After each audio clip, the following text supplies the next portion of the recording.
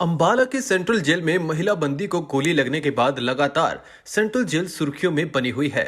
लगातार central jail में अधिकारी दौरा करने आ रहे हैं। हरियाणा के गृह मंत्री आईजी जेल के बाद आज डीजीपी जेल ने सेंट्रल जेल का दौरा किया। इसके साथ ही महिला बंदी पर चली गोली के मामले को लेकर सभी मुलजिमों के साथ एक मीटिंग भी ली।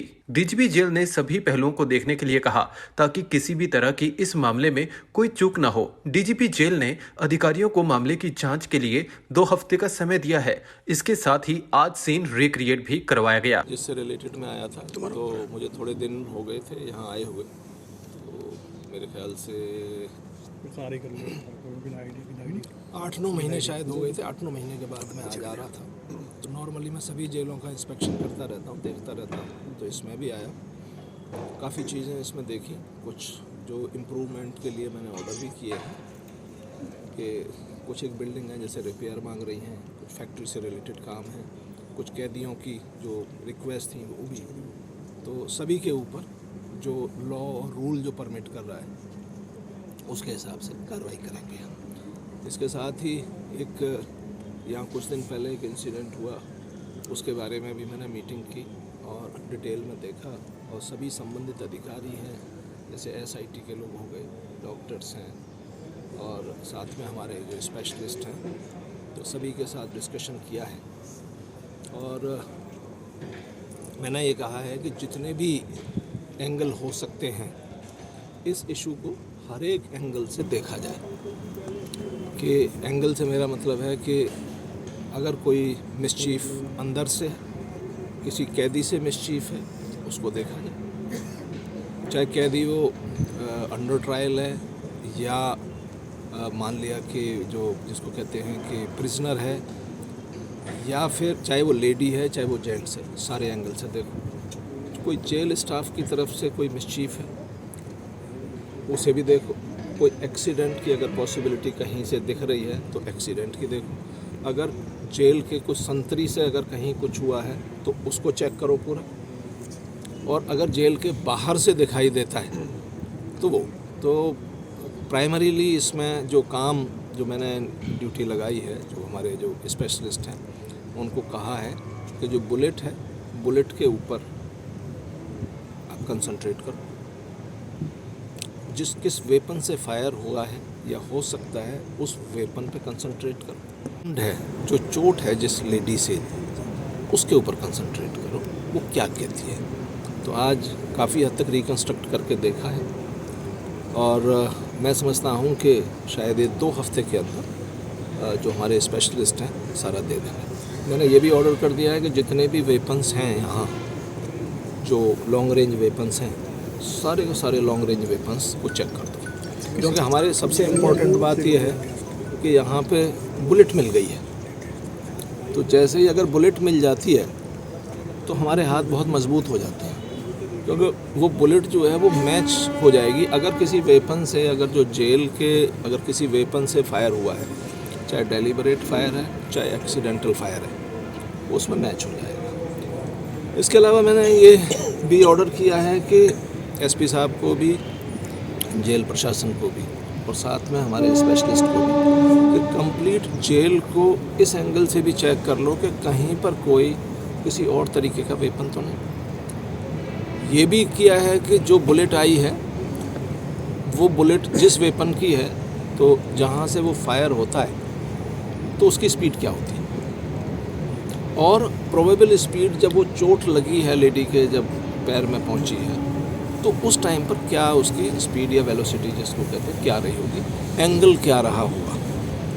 अभी तक जो हमने MLR देखी है और उसके हिसाब से जो समझ में आया है तो नज़दीक से नहीं दिखाई दे रहा, क्योंकि उसमें कोई पाउडर नहीं है किसी तरह का, सिंजिंग कहते हैं हम लोग उसको। तो उसमें MLR के हिसाब से नज़दीक से कुछ नहीं है।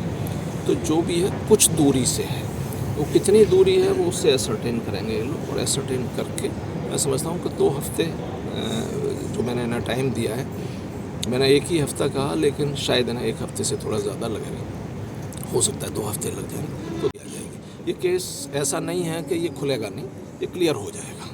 अगर एक्सीडेंटल है तो एक्सीडेंटल, मिसचीफ है तो मिसचीफ, क्राइम है तो क्राइम। ये लेके निकल के आ जाएगा। सर लेडी को भी बुलाया गया था अभी, हाँ जी, सीन भी क्रिएट करवाया गया है। लेडी को बुलाया, लेडी से बात की है, पूरी डिटेल में समझाए और सभी लोगों ने समझा। स्पेशलिस्ट को भी आज काफ़ी मजबूती से समझा और एसआईटी को भी आज काफ़ी समझ में आया। सर इसके लिए उसके साथ क्या बात की गई वो आपके साथ शेयर नहीं हो सकती मीडिया में, क्योंकि वो एक गलत हो जाएगा, तफ्तीश के हिसाब से गलत हो जाएगा और लेडी के हिसाब से भी गलत हो जाएगा। थियरी ऐसे नहीं देते हम। मेरा तफ्तीश करने का तरीका ये है कि सारे एंगल चेक कर लो और सारे एंगल चेक करके और फिर नतीजे पे पहुंचो।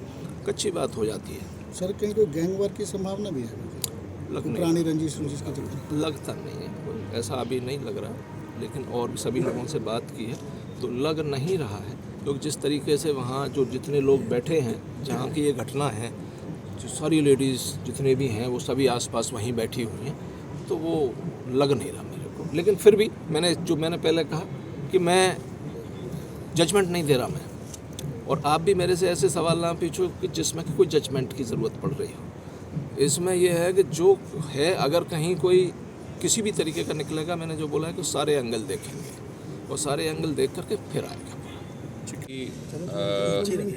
मामले की संवेदनशीलता को देखते हुए हमने इसमें एक एसआईटी का गठन किया है। डीएसपी हेडक्वार्टर और सीआईए, साइबर सेल और एसएचओ जो हैं उसमें मेंबर्स हैं और पर्सनली मेरे द्वारा उसको सुपरवाइज़ किया जा रहा है। तो इसमें हम हर पहलू के ऊपर जितने भी हमारे को वहाँ पे फिज़िकल एविडेंसेस मिले हैं उनको सबको हमने कलेक्ट किया और जो सीसीटीवी फुटेजेस हैं उसका भी हमने एनालिसिस किया और properly as per rule and law हमने उसको फाइल पे लिया। और जो हमारे सबसे इम्पॉर्टेंट चीज़ है कि इसके अंदर जैसे आप आज डीजी प्रिजन द्वारा भी मौका घटनास्थल देखा गया और हमारे जो फोरेंसिक और बैलिस्टिक के एक्सपर्ट हैं उन द्वारा भी पूरा मौके की मुआयना किया गया है।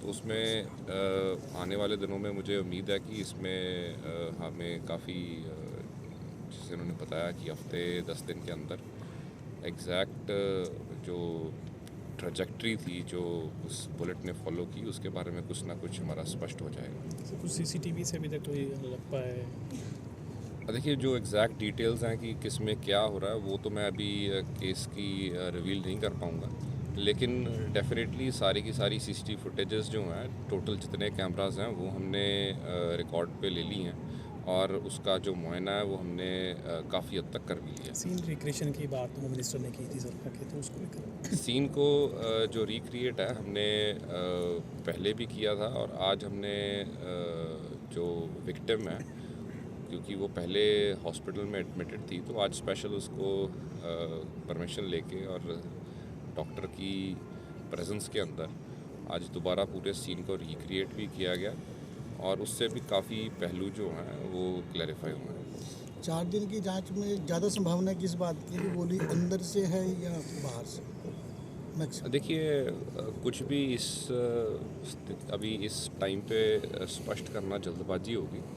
हमें मेरा ख्याल बेटर है कि एक बार जो हमारे एक्सपर्ट्स हैं उनकी पूरी जो उन्होंने पूरे मुआयना किया है और जो हमने बुलेट हमने रिकवर किया जो सबसे इम्पोर्टेंट एविडेंस है तो उसकी जब वो एनालिसिस कर लेंगे तो उसके बाद ही इसको स्पष्ट किया जा सकता है। देखिए वो मैंने आपको पहले ही बताया कि वो हम FSL उसको हमने पलंदा बना के भेजा है तो वो वहाँ पे जब एनालिसिस करेंगे तो उसके बाद ही वो क्लैरिफाई और उसकी पुष्टि तभी हो पाएगी।